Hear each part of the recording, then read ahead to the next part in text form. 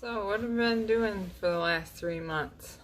Well, I usually try to declutter in the winter time, so this year we took it to a whole new level.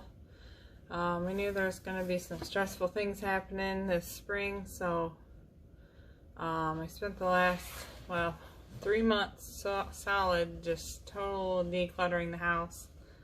I followed Ali Casaza's Your Uncluttered Home course, and it was kind of like the kick in the butt and the leadership I needed to get all that done. So we've been done with that for about a month now. I finished it in February, the last little bits. So I did film pretty much all of that, so I've got videos I can do on that.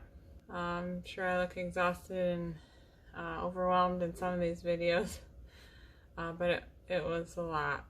We had a pretty messy house and not a lot of extra time, but I'm really glad we did it, and life is a little bit simpler and less chaotic, if that's a thing,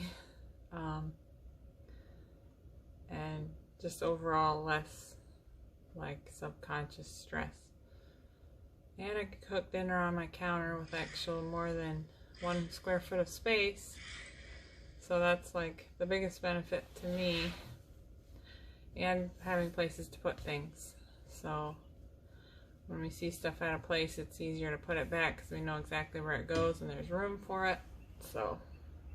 And then I was teaching a photography course for a homeschool co-op we're part of, and so I was having to prep that, which is like 3 to 5 hours a week, and so that's taken pretty much all bird flying, pretty much all of our extra time. I'm not sure about the garden this year, how that's going to go. We're just kind of waiting to see.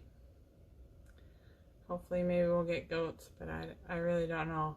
So I do have garlic planted, and also some strawberries and fig that I'm hoping will come back. We had a mild winter here, so that's good news for that. Can't really think of anything else.